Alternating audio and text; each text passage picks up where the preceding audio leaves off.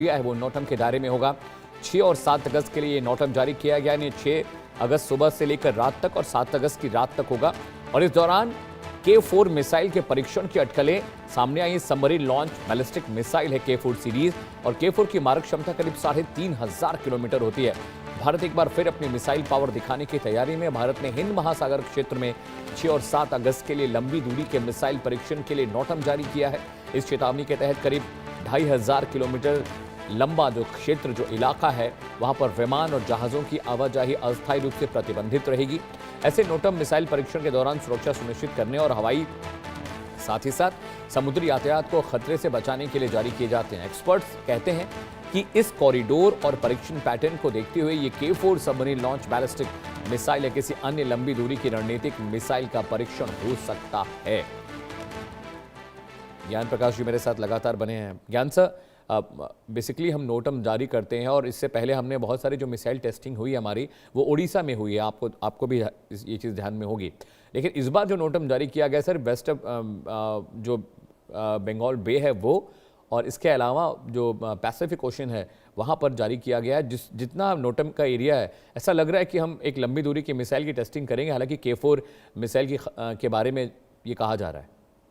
आपकी बात अभी जी सही है कि ये बहुत से विश्लेषकों का ये मानना है कि ये DRDO K4 मिसाइल की टेस्टिंग जो सबमरीन मिसाइल है जिसकी रेंज करीब 3,000 किलोमीटर के आसपास है, इसको भारत टेस्ट करने की दिशा में आगे बढ़ रहा है। क्योंकि जब नोटम इशू किया जाता है तो उसका उद्देश्य यही रहता है कि इस टेस्टिंग रेंज में कोई भी कॉमर्शियल या फोर्सेस के एयरक्राफ्ट, शिप्स या कोई भी दूसरी चीज ना है जिससे उनको संभावित क्षति हो सकती है। अब ये हमको समझना बहुत जरूरी है कि भारत चाहता क्या है। भारत का जो एम है वो रणनीतिक संदेश एक वो दे रहा है बेसिकली चीन और पाकिस्तान को। भारत केवल सीमा पर ही नहीं बल्कि लंबी दूरी की रणनीतिक क्षमता को भी विकसित कर रहा है। अब ऐसा है कि जहां तक पाकिस्तान है, पाकिस्तान के पास भी बैलिस्टिक मिसाइल क्षमता है और भारत लगातार अपनी प्रतिरोधक क्षमता को आधुनिक बना रहा है और इससे क्षेत्रीय संतुलन भारत के पक्ष में झुकेगा और ये एक बहुत ही सुखद पहलू है। इस मिसाइल से एक रणनीतिक संदेश दोनों देशों की तरफ जा रहा है और इसका सामरिक महत्व यह है कि लंबी दूरी तक सटीक लक्ष्य भेदने की क्षमता देती है और महत्वपूर्ण सामरिक ठिकानों तक पहुंचने की क्षमता हमारी बढ़ती जाती है और दुश्मन के लिए एक डिटरेंस का फीलिंग देती है कि आप मुझ पे गलती से भी आक्रमण नहीं करना, नहीं तो इसके बहुत दूरगामी परिणाम होंगे। साथ ही साथ यहाँ पे एक बात बताना बहुत जरूरी है कि भारत ने जैसा कि एटम बम के यूज के विषय में बोला हुआ है कि भारत पहला परमाणु हमला नहीं करेगा, लेकिन चाहे परमाणु की बात हो चाहे मिसाइल की बात हो, अगर भारत में हमला हुआ तो मुंह तोड़ जवाब और निर्णायक जवाब दिया जाएगा। इसीलिए भारत की मिसाइल नीति मुख्यतः रक्षा और डिटरेंस पे आधारित मानी जाती है और ये बात जो आपने बताई है कि हम DRDO टेस्ट की करने के लिए अगला कदम उठा रहा है,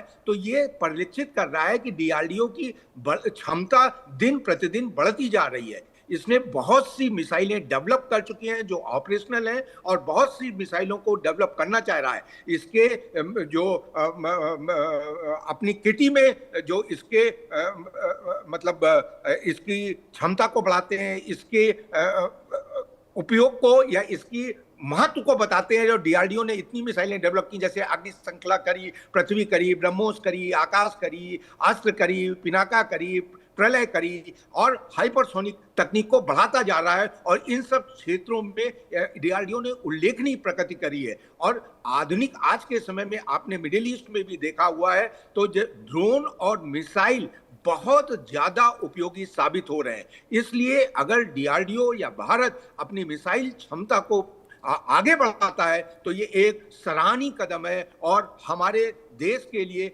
एक गौरवमयी पल है।